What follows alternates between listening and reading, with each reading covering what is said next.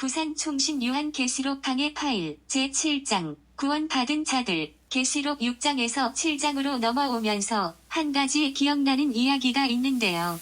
교회 건축하면서 IMF를 만나서 힘들고 어려울 때 교인들은 교회 건축에 별로 마음이 없이 말만 하고 건축업자는 일을 안 하고 돈만 달라고 할 때 어느 날 아침에 우리 집사람이 어젯밤에 꿈을 꿨는데 시궁창에서 문둥이들하고 막 진탕 싸움을 하다가 언덕으로 도망쳐 올라갔는데 언덕을 넘어갔더니 너무 넓고 푸른 초장이 펼쳐져 있는데 너무 기분이 좋았다는 거예요. 그 이야기를 듣자마자 어떤 집사님이 들려주신 간증이 생각났어요. 자기가 보니까 자기 두 남매가 마음도 약하고 몸도 약해서 얘들이 앞으로 험한 세상을 어떻게 살아가겠나 걱정이 되어서 주님, 우리 애들 좀 지켜주세요 하고 기도를 했더니 꿈에 예수님이 두 남매 손을 잡고 넓고 푸른 초장에서 거닐고 계신 것을 보고 예수님이 우리 애들을 지켜주시는데 엄마가 괜히 믿음이 없어 가지고 염려하며 걱정했다면서 회개 기도를 했다는 거예요. 왜 이 이야기가 문득 스쳐갈까 가만히 생각해 보니까 계시록 7장의 예고편 같은 생각이 드네요. 6장이 마치 시궁창 같다면 7장은 푸른 초장 같고 6장에서 문둥이들과 싸워야 한다면 7장에서는 예수님과 손잡고 푸른 초장을 거니는 것과 같다고 할까요? 카타콤 같은 계시록 몸통에 들어왔는데 벌써 장면이 바뀌어 버렸네요. 재앙과 심판의 장면, 순교자들이 애절하게 호소하는 장면에서 구원받은 자들의 장면으로 바뀌어 버렸어요. 이걸 보면 요한계시록은 롤러코스터를 타는 기분이 드네요. 젊은 사람들은 고성을 지르면서 환호하는데 나이 많은 분들은 스릴을 즐기는 젊은이들을 보면서 괜한 걱정하시는 거지요. 저러다가 무슨 일이 어떡하지 그러나 기술자들은 안전장치를 계속 점검하고 있잖아요. 계시록 6장에서는 치열한 논쟁을 해야 하는데 계시록 7장에서는 구원받은 자들에 대한 비밀을 밝히고 구원의 과정을 설명하고 천국의 영광을 소개하는 것이 좋을 것 같네요. 그래서 구원받은 자들에 대해서 7가지로 정리해 드리려고 하는데요. 첫째, 6장 17절에 누가 능히 서리요? 이 질문에 대한 답변. 둘째, 땅에 있는 구원받은 자들과 하늘에 있는 구원받은 자들의 대조. 셋째, 땅에 있는 구원받은 자들의 특징. 넷째, 하늘에 있는 구원받은 자들의 특징. 다섯째, 14만 4천과 능히 셀 수 없는 큰 무리에 대한 설명. 여섯째, 구원받은 자들의 여정. 일곱째, 구원받은 자들이 누리는 하늘의 영광. 풀어서 말씀드리면 첫째로 누가 능히 서리요? 이 질문에 대한 정답은 택함 받은 자들은 능히 설 수 있지만 택함 받지 못한 자들은 결코 설 수 없다는 것이죠. 요한계시록은 앞장과 뒷장이 잘 연결되어 있는데 6장과 7장만 보더라도 누가 능히 서리요? 이 질문과 이 질문에 대한 대답으로 잘 연결되어 있지요. 이런 연결과 대조를 잘 살펴보면 이해하기가 좋고 해석하기가 좋은 거지요. 그러면 이런 해석과 대조가 나오게 되겠지요. 6장은 능히 설 수 없는 사람들, 7장은 능히 설 수 있는 사람들, 6장은 죄를 짓고 용서받지 못한 사람들, 7장은 죄를 범했어도 용서받은 사람들, 6장은 재앙과 심판을 받는 사람들, 7장은 구원과 영광을 누리는 사람들, 6장은 사탄의 세계, 7장은 하나님의 세계. 이와 같은 사실을 홍해 사건으로 가지고 가서 설명하면 6장은 홍해에서 심판받고 물에 빠져 죽은 애국 군대 같은 사람들, 7장은 홍해를 육지 같이 건너면서 홍해에서 세례를 받고 구원받은 사람들과 같은 사람들, 또 이 사건을 놓아 홍수의 현장으로 가져가서 설명하면 6장은 방주 밖에 있다가 40주 40야 홍수로 심판받은 사람들과 같은 사람들, 7장은 노아의 방주 안에서 40주 40야 홍수로 세례를 받고 구원받은 사람들과 같은 사람들, 이렇게 정리가 되지요. 세계적인 석학 아놀드 토인비가 이런 말을 했잖아요. 과거를 알면 미래를 예측하고 미래를 알 수 있다고요. 노아 홍수, 홍해 사건은 과거 사건으로 우리에게 교훈을 주고 계시록 6장과 7장은 미래 사건으로 우리에게 경고를 주는 거지요. 우리 하나님은 과거와 현재와 미래를 동시에 통찰하시니까 우리도 시간과 공간을 초월해서 세상과 역사를 보는 안목을 갖는 게 좋겠지요. 이런 사실을 모르고 있는 사람들이 누가복음 16장에 나오는 부자처럼 음부에 가서 깨닫게 되면 나사로를 우리 집에 좀 보내주세요. 우리 형제 5사람 이곳에 오지 않게 해주세요. 이렇게 부르짖겠지요. 아브라함의 대답이 무엇인가요? 모세와 선지자에게 듣지 않는 사람들은 죽은 자가 살아나서 전할지라도 듣지 않는다는 것이지요. 그렇다면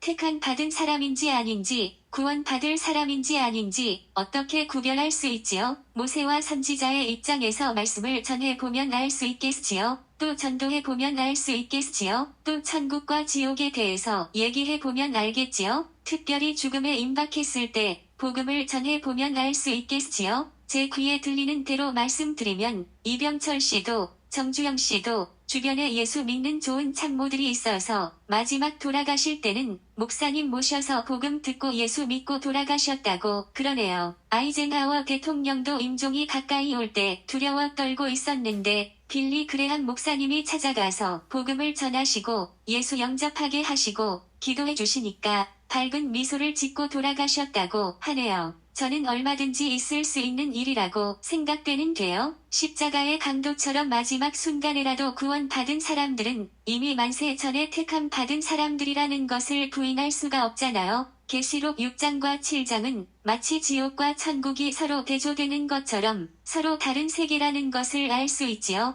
그러니까 흰말탄 복음운동은 택한 받은 백성과 버림받은 백성을 식별하는 좋은 운동이라고 생각해도 좋을 것 같네요. 둘째로 땅에 있는 구원받은 자들과 하늘에 있는 구원받은 자들의 대조. 앞에서는 6장과 7장을 대조했다면 7장 안에 들어와서는 또 땅에 있는 구원받은 자들과 하늘에 있는 구원받은 자들이 서로 대조를 이루고 있는 것을 볼 수 있는데요. 많은 분들이 이스라엘과 이방인으로 나누는데요. 너무 좁게 보신다는 느낌이 드네요. 이스라엘만 인침을 받으면 이방인 가운데 인침 받는 자는 없다는 말인가요? 또 이방인들만 하늘에 올라간다면 이스라엘 가운데 유대인들 가운데는 하늘에 올라가는 사람이 없다는 말인가요? 성경 해석은 특별한 전문 지식도 필요하지만 보편적인 일반 상식도 필요한데요. 너무 전문 지식이 많은 분들이 오히려 이상한 해석을 내어놓는 것을 종종 볼 수 있는데요. 그 대표적인 예가 중세기 스콜라 신학이 바로 그런 경우라고 볼 수 있지요. 토마스 아퀴나스가 아리스토텔레스의 철학을 받아들여서 신학과 철학을 융합시킴으로 스콜라 신학이 되었잖아요. 우리 교회 교육 전도사님 가운데 부산대 철학과 출신이 있었어요. 지방신학교에서 서양 철학사를 가르친다고 해서 나한테 철학을 한번 가르쳐 보라고 했더니 제가 어떻게 목사님한테 가르칩니까? 그냥 책 한 권 갖다 드리겠습니다.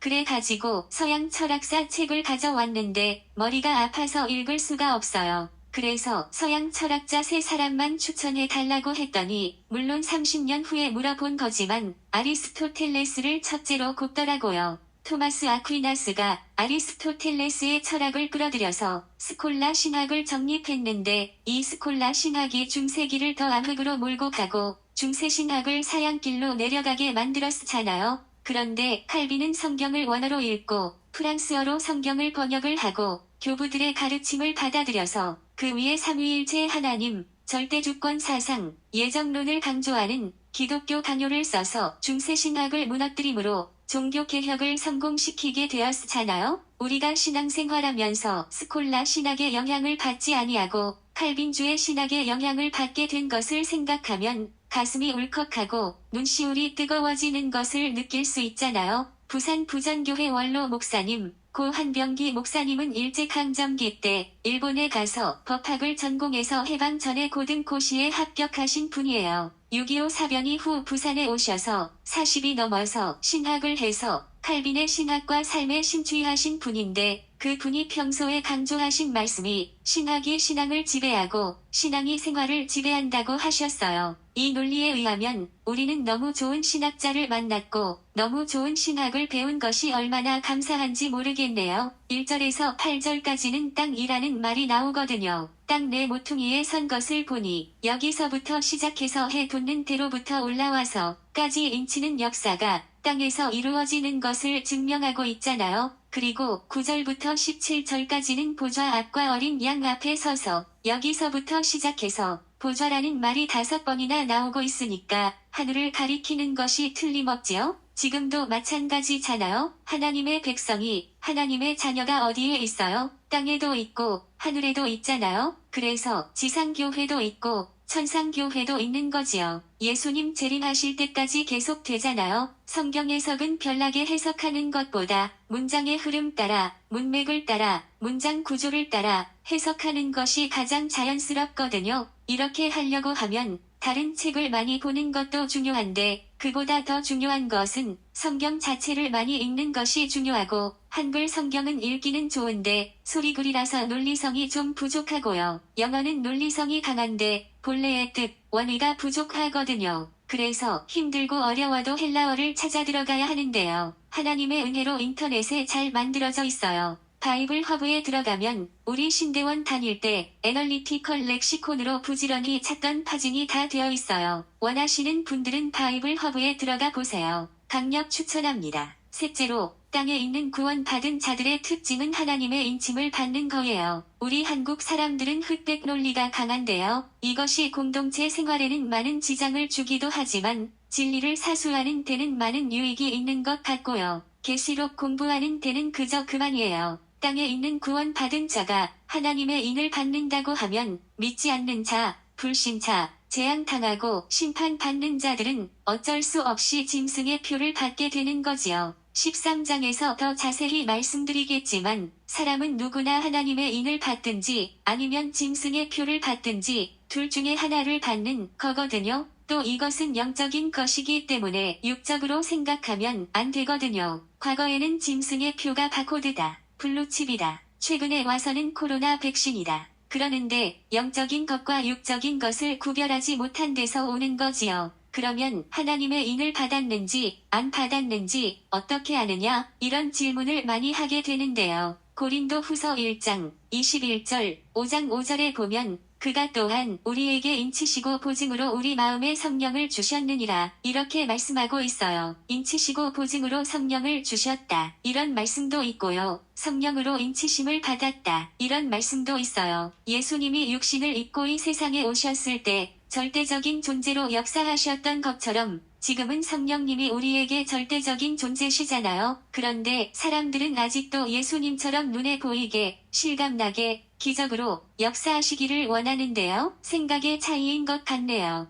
예수님은 3년 6개월이라고 하는 제한된 시간 안에 주도적으로 사역하신 것을 보여주셨다면 성령님도 예수님처럼 큰 그림으로는 주도적으로 사역을 주관하시지만은 개인적으로는 우리가 구하고 매달리고 강청을 해야 강력하게 역사하신다는 것을 잘 모르기 때문에 성령님을 섭섭하게 만드는 경우가 많은 것 같네요. 저는 좀 소극적으로 사역을 하다가 손해를 많이 봤다고 후회하고 나서 조금은 시골 사람처럼, 조금은 무식한 사람처럼, 조금은 막 나가는 사람처럼 이제는 적극적으로 구하고 매달리고 강청하고 싶고 또 그렇게 해보시라고 권하고 싶어요. 저희 모친이 너무 얌전하신 분이신데 어느 정도로 얌전하신고 하니 제가 어릴 때 교회에서 대표 기도하시는 것을 한 번도 보지 못할 정도예요. 그런데 나이가 드시고 어느 순간부터 마음이 조급해져서 온 동네 다니시면서 집집마다 찾아가서 전도하시더라고요. 그래서 저도 깜짝 놀랐어요. 우리 엄마가 가가호호 전도하시네? 웬일이야? 해가 서쪽에서 뜰 일이네? 그리고 가정 예배 드릴 때 하나님 아버지 온 동네 다니면서 전도해도 사람들이 안 듣습니다. 하나님 아버지가 좀 도와주세요. 이렇게 기도하시더라고요. 그러다가 한 번은 저희 부친 생신 때 뒷집 할아버지, 할머니를 초대하셨어요. 그 어른들이 생신 식사에 참석하고 돌아가셔서 사람 대접받았다고 하면서 교회 나오기 시작하신 거예요. 그 할아버지가 천국에 가신 다음에 서울에 있는 딸이 내려와서 우는 모습을 보고 우리 모친이 전도를 하셨어요. 울지 마이소. 친정 부친은 천국에 좋은데 가셨으니까 울 필요 없습니다. 친정 부친 보고 싶으면 예수 믿으이소. 그 전도를 받고 그 따님이 서울에 올라가자마자 교회에 가셨다는 거예요. 우리 모친이 얼마나 좋아하셨는지 몰라요? 넷째로 하늘에 있는 구원받은 자들의 특징.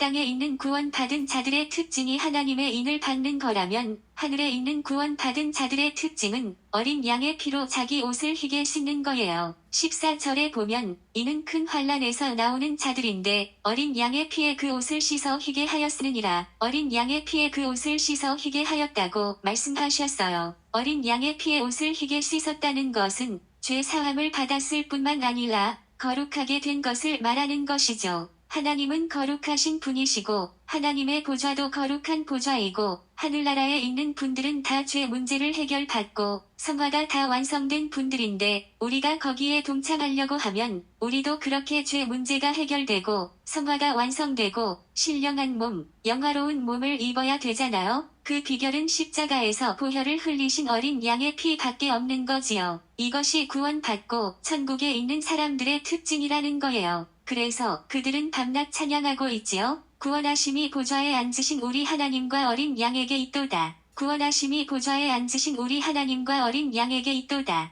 우리 형님 아랫 동서가 귀신이 들려가지고 직장을 못 나가니까 형님 처제도 대한항공에 근무하면서 대통령 해외 순방 시에 비행기 안에 모든 서빙을 총책임지고 담당하던 그 아까운 자리를 포기하고 맨날 기도하면서 사탄과 싸우는 영적인 전쟁을 했는데요. 2년쯤 지났을 때 철야기도 시간에 입신을 해서 천국에 가서 몇 개월 전에 돌아가신 형부를 만났더니 그 형부가 아랫 동서인 우리 형님한테 전하라고 하시는 말씀이 천국에 와 보니까 세상 일, 암만 해도 다 쓸데없다. 예수나 잘 믿다가 오너라 고 하더래요. 형부가 있는 자리에서 한참 앞쪽으로 보니까 저희 선친이 손을 들고 찬양하고 계시는데 보석이 달린 옷을 입고 계시더래요. 이쪽에 있는 형부가 입은 옷보다 앞쪽에 있는 우리 선친의 옷이 더 깨끗하더래요. 그래서 우리 선친을 만나려고 앞으로 나아가려고 하는데 심장이 터질 것 같아서 나아갈 수가 없더라는 거예요.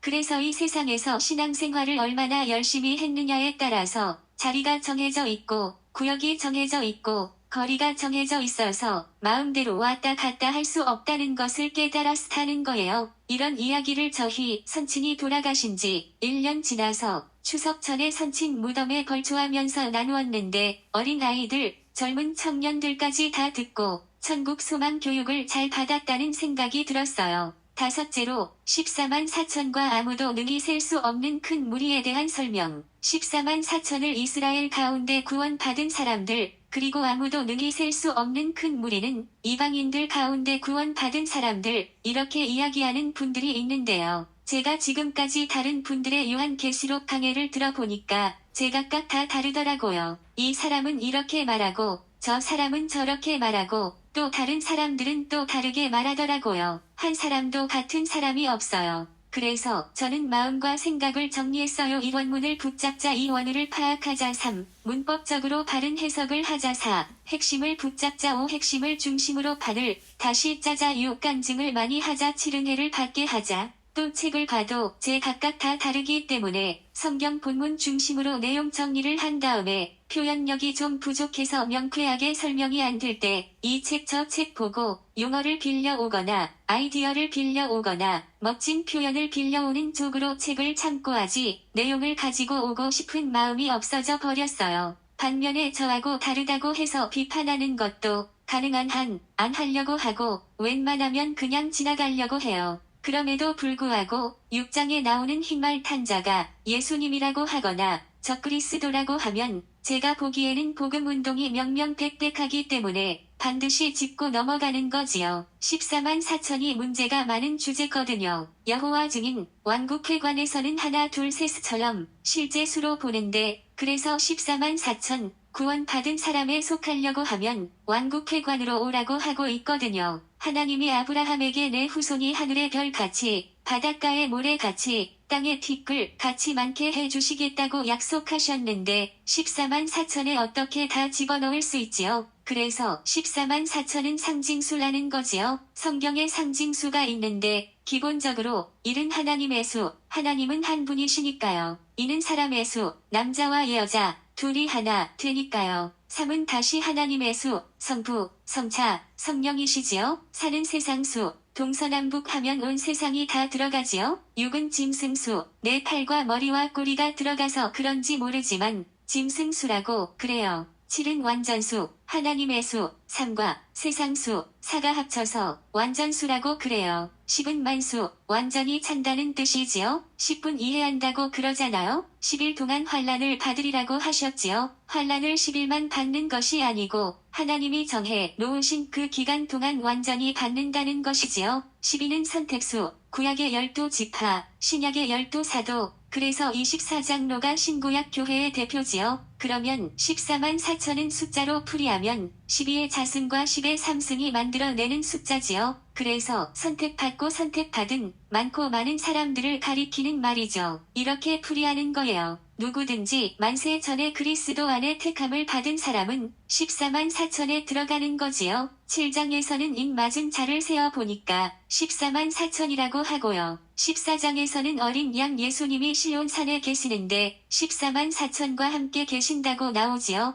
그리고 14장 3절에서는 땅에서 속량함을 받은 14만 4천 밖에는 능히 노래를 배울 자가 없다고 말씀하고 있잖아요. 이 말씀으로 설명을 하자면 구원받은 사람이 14만 4천 밖에 없다는 말과 하늘의 별, 바닷가의 모래, 땅의 티끌 같은 많은 후손을 연결시키기 위해서는 상징수 14만 4천이 선택받고 선택받은 많고 많은 사람으로 풀이되어야 조화가 이루어지는 것이지요. 그리고 9절에 보면 이 일 후에 내가 보니 각 나라와 족속과 백성과 방언에서 아무도 능히 셀 수 없는 큰 무리가 나와 흰 옷을 입고 손에 종려 가지를 들고 보좌 앞과 어린 양 앞에 서서 이렇게 말씀하고 있는데요. 여기에 나오는 각 나라와 족속과 백성과 방언은 요한계시록에서의 세상 모든 사람을 가리키는 말이고요. 예수님의 표현대로 할 것 같으면 온 천하 만민을 가리키는 말이지요. 아무도 능히 셀 수 없는 큰 무리는 하나님이 아브라함에게 약속하실 때 하신 말씀, 하늘의 별, 바닷가의 모래, 땅의 티끌 같이 많은 후손을 주시겠다고 약속하시고 내 후손 예수 그리스도를 통하여 천하 만민이 복을 받으리라고 약속하셨는데 그 약속이 이루어진 것을 여기서 보여주고 있지요.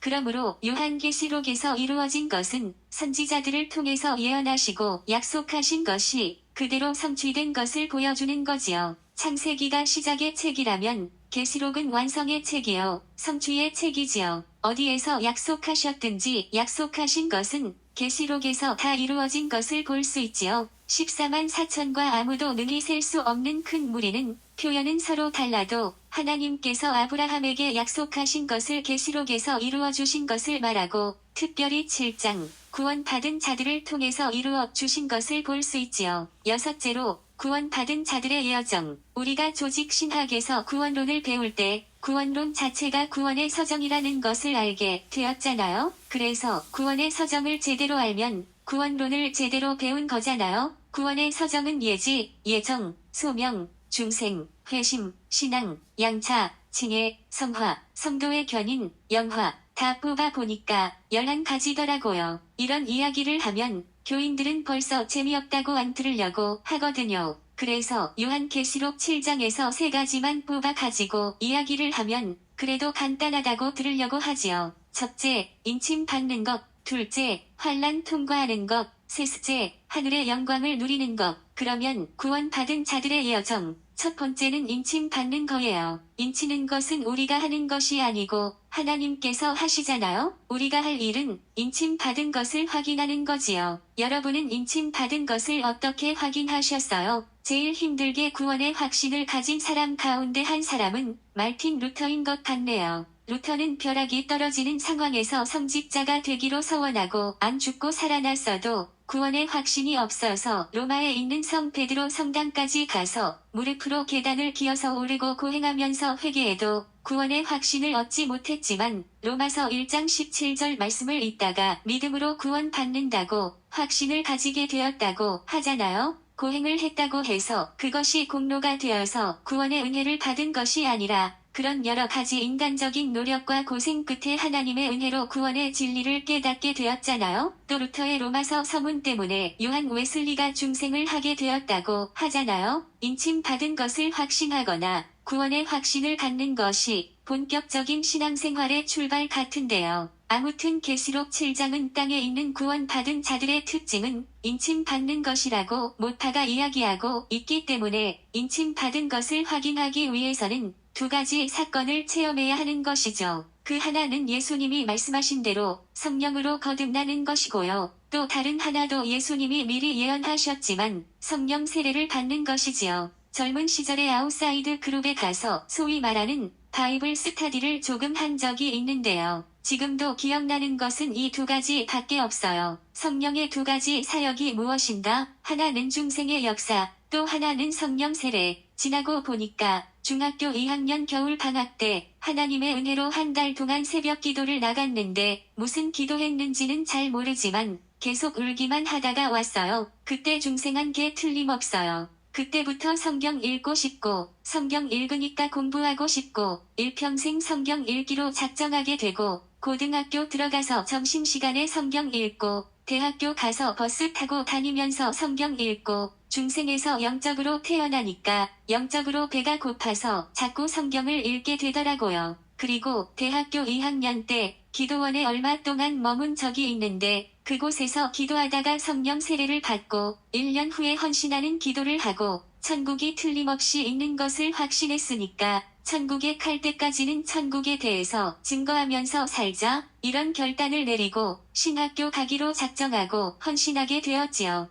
중생만 하고 성령 세례 받지 못했을 때는 중고등학교 영어 선생님이 되어서 학생들에게 영어 성경을 가르쳐 주자. 그래서 과수원에서 돈 벌고 학교에서 보람 찾고 교회에서 영어 성경 가르치자. 이런 생각을 가졌는데 성령 세례를 받고 어느 날 새벽 기도에 가니까 성령님께서 기왕 주를 위해 살 거면 전적으로 주를 위해 살아라고 강권하시는데 어떻게 거부할 수가 없더라고요. 그래서 날짜와 시간을 기억하고 헌신을 하게 되었어요. 구원받은 자들의 여정. 두 번째는 환란을 통과하는 거예요. 14절에 보면 이는 큰 환란에서 나오는 자들인데 어린 양의 피에 그 옷을 씻어 희게 하였으느니라 이렇게 말씀하고 있는데요. 인침을 받고 중생을 하고 성령 세례를 받고 그 다음에 큰 환란을 통과하게 되는데요. 우리 예수 믿는 자들은 환란에 대해서는 도가 텄다고 하잖아요. 더더구나 우리 교역자들은 환란이라고 하면 전문가잖아요. 요즘 젊은 사람들은 선수라고 하는데 진짜 환란의 선수잖아요. 문제는 환란을 어떻게 해석하느냐인데요. 교인들 가운데 환란 좀 많이 당해가지고 하나님한테 조금 섭섭한 마음을 가지고 있는 사람들에게 욥의 이야기를 들려주니까 중심을 제대로 잡더라고요. 목회자들은 욥의 설교를 많이 하셨으니까 그냥 간단하게 설명 없이 정리만 해드린다면 이 욥은 처음부터 하나님의 인정을 받았어요. 이 욥은 자녀의 복, 물질의 복도 받았어요.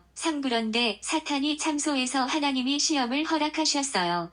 그래서 물질도 거두어 가고 자녀도 다 데리고 갔어요. 욥은 이런 사실을 모르고 주신 자도 여호와시오 취하신 자도 여호와시오니 여호와의 이름이 찬송을 받으실지어다고 찬송했어요. 욥의 아내는 사탄 편이 되어서 하나님을 저주하고 죽어라고 했어요. 친구들도 와서 처음에는 위로하는가 싶더니 까닭 없는 창상이 어디 있느냐고 하면서 논쟁을 하고 비판을 했어요. 팔고난의 끝자락에서 하나님을 만나서 영적인 비밀을 깨닫고 인생의 비밀을 깨닫고 자기 자신을 알고 자기 존재를 알고 하나님 앞에서 함부로 말한 것이 부끄러워서 손으로 입을 가리었어요. 구 하나님에 대해서 귀로 듣기만 하다가 이제는 눈으로 뵙는다고 고백했어요. 식티끌 가운데서 회개하고 자기를 구박하던 친구들을 위해서 기도해주고 축복해 주었어요. 11자기를 비판하던 친구들을 축복해주는 것을 보시고 하나님이 욥을 기쁘게 받으셨다고 했어요. 12욥의 곤경을 돌이키시고 갑절의 복을 주시고 모든 것을 회복시켜 주셔서요. 아마 욥은 하늘나라에 가서 비로소 고난의 의미를 알았을런지 모르겠네요. 하나님이 사탄의 참소를 이용해서 욥을 하나님이 원하시는 인물로 만들어 주실 뿐만 아니라 욥에게 주시고 싶었던 최고의 선물을 얹어주신 것을 천국에서 비로소 깨닫게 되었을지 모르겠네요. 우리 인간에게 가장 중요한 게 뭐지요? 물질입니까? 자식입니까? 명예입니까? 건강입니까? 욥기서는 우리에게 가장 중요한 것은 하나님을 만나는 것이라고 가르쳐 주고 있지요. 하나님을 만나는 방법이 무엇입니까? 고난이죠. 그러면 우리가 고난만 당하면 하나님이 다 만나 주십니까? 아니지요. 우리가 고난당할 동안에 우리를 괴롭힌 사람들을 용서해주고 축복해줄 때, 다시 말하면 하나님의 성품을 닮아갈 때 하나님이 우리를 기뻐하셔서 우리의 곤경을 돌이켜 주시고 갑절의 축복을 주시고 모든 것을 회복시켜 주시는 것이죠. 제가 중국 선교여행 20년을 하면서 1년에 2번 혹은 3번씩 선교여행을 다녔는데요. 어느 한 해는 한 달에 한 번씩 12번을 다녔어요. 그런데 하나님이 아무 선물도 안 주시더라고요. 선교여행 갔다 오면 좋은 선물을 하나씩 주시거든요. 평소에 원하는 것을 허락해 주시기도 하고 어려운 문제를 해결해 주시기도 하시거든요. 그런데 제 머릿속에는 1년에 12번을 갔다 왔으면 평소보다 좀 더 좋은 선물을 주실 줄 알았는데 아무 소식이 없는 거예요. 그래서 서운한 마음이 들어서 뜻을 정했어요. 좋은 선물을 주실 때까지 선교여행 선물을 달라고 기도한다. 이러고 기도를 했어요. 한 달이 지나도 소식이 없어요. 섭섭한 마음이 들어도 끝까지 기도한다. 그러고 기도하다가 제가 깜빡하고 기도줄을 놓쳐버렸는데요. 제가 끼치는 줄 아시고 하나님이 선물을 주셨어요. 제가 서 있는 자리에서 우리 교인들 가운데 말 많은 교인들이 저기 맞은편에 싱글벙글 웃으면서 저를 향해 뭐라고 얘기하는데 저는 들을 수 없는 거리에 서 있었어요. 그런 상태에서 평소에 제 생각이 발동을 거는 거예요. 너거는 말만 하고 나는 일만 하고 그러다가 천국에 가서 주님 앞에 가보자. 누가 이기는가 한번 해보자. 이 생각은 저의 평소 생각이고 그날도 똑같이 그런 생각이 돌아가고 있는데 꿈의 장면이 바뀌면서 제가 길에서 노상팡뇨를 하는데 언덕 아래에서 예수님이 벌거벗은 몸으로 제 오줌을 온몸으로 받아내시는 거예요. 이리 뛰고 저리 뛰시면서요. 얼마나 부끄러운지 얼마나 죄송스러운지 꺽꺽거리면서 울었어요. 교회 건축을 하고 있고 IMF를 만나도 기도도 안 하고 헌금도 안 하는 사람들일지라도 나는 그들을 사랑하고 있는데 너는 왜 마음속으로 미워하고 비판하느냐? 예수님의 마음은 바로 이런 마음이었어요. 그래서 그때 제 마음에 미운 사람, 미워지는 사람, 나무라고 싶은 사람, 책망하고 싶은 사람, 야단치고 싶은 사람 다 이름을 불러가면서 기도하기 시작했어요. 그랬더니 2022년 5월 1일부로 모든 부채를 다 청산하게 해주셔서 경제적인 부담으로부터 완전히 자유를 주신 거예요. 얼마나 감사한지 몰라요. 건축이 문제가 아니에요. 재정이 문제가 아니에요. IMF가 문제가 아니더라고요. 제가 하나님의 마음을 품지 못하고 스데반처럼 저들의 잘못을 용서해 달라고 기도하지 않는 것이 문제였어요. 그런데 저는 엉뚱한 기도를 하고 있었던 거예요. 고난을 통해서 하나님을 만나야 하는데 하나님의 마음을 갖지 아니한 것이 문제였어요. 그러니 하나님이 저를 보시고 얼마나 답답해 하셨을까요? 구원받은 자들은 환난을 통과하면서 죄를 회개하고 다른 사람을 용서하고 하나님의 성품을 회복하고 예수님처럼 스데반처럼 자기를 향해서 돌을 던지는 사람들을 용서해 달라고 축복해 달라고 기도해야 되는 거지요. 하나님은 우리 한 사람이 다 욥처럼 자기를 비난하던 사람들을 용서해주고 축복해주는 사람이 되기를 원하시는 거예요. 그런 사람이 천국에 들어가서 보좌 앞에서 하나님을 경배할 수 있다는 거예요. 구원받은 사람들의 여정. 세 번째는 하늘의 영광을 누리는 거예요. 이 부분은 7번째 핵심 주제와 겹치기 때문에 다음 단계에서 좀 더 말씀드리기로 하고요. 여기서 한 가지만 말씀드린다고 하면 인침 받은 다음에 환난을 통과하고 환난을 통과한 다음에 영광을 누리게 되는데요. 영광은 하나님이 제일 좋아하시는 거잖아요. 이사야서 43장 7절에 하나님께서 하나님의 영광을 위해서 우리 인간을 창조하셨다고 말씀하고 있잖아요. 하나님의 모든 좋은 것을 한마디로 말할 때 하나님의 영광이라고 말하잖아요. 계시록 21장에서 새 예루살렘에 대해서 설명할 때 첫 마디가 하나님의 영광이 있다고 말하잖아요. 하나님이 이렇게 영광을 좋아하시잖아요. 사실 우리도 제일 좋아하는 것이 영광인데 우리 자신과 너무 거리가 멀기 때문에 오히려 기피하는 거지요. 사실은 우리 속에도 영광을 좋아하는 마음이 있잖아요. 이를테면 손흥민에게 박수를 보내는 이유가 나도 손흥민처럼 영광을 누리고 싶은데 나는 그렇게 할 수 없으니까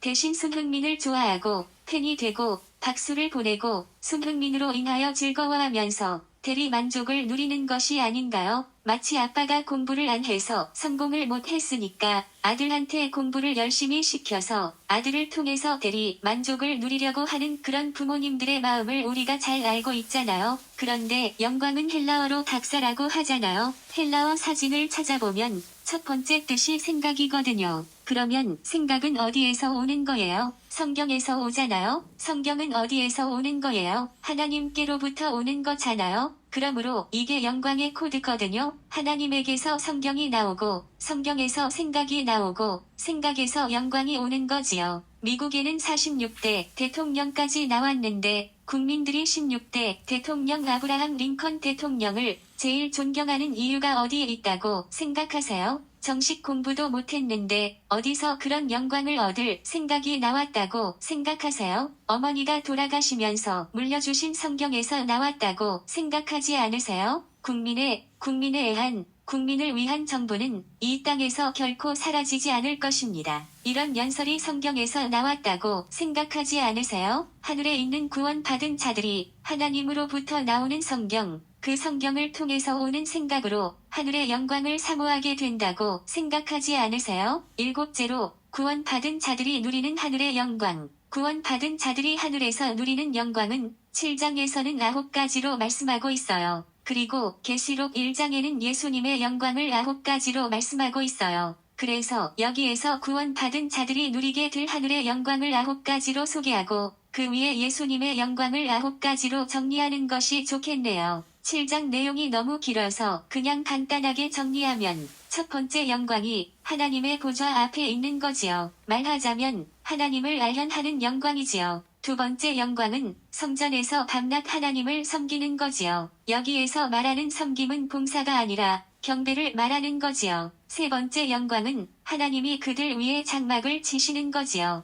장막을 치신다는 것은 임재를 말하고 거주를 말하는 거지요. 네 번째 영광은 다시는 줄이지 않게 하시는 거지요. 이 세상에서는 배고프고 굶주림이 많았지만 천국에서는 두 번 다시 그런 일이 없다는 거지요. 다섯 번째 영광은 다시는 목마르지 않게 해주시는 거지요. 여섯 번째 영광은 태양이나 어떤 열로 상하지 않게 해주시는 거지요. 일곱 번째 영광은 어린 양이 목자가 되셔서 먹여주시는 거지요. 여덟 번째 영광은 어린 양이 생명수, 샘으로 인도해 주시는 거지요. 아홉 번째 영광은 하나님께서 모든 눈물을 씻어 주시는 거지요. 무슨 설명이 더 필요하겠어요? 한마디로 이 세상에서는 너무 힘들고 고달픈 인생을 살아왔는데 천국에서는 다함이 없는 참 만족을 주시는 거지요. 그 다음에 계시록 1장에 나오는 예수님의 영광을 소개한다면 첫 번째 영광, 팔에 끌리는 옷은 예수님이 왕이시여 대제사장이신 것을 말하고 두 번째 영광, 가슴의 금띠도 역시 예수님이 왕이시여 대제사장이신 것을 말하고 세 번째 영광,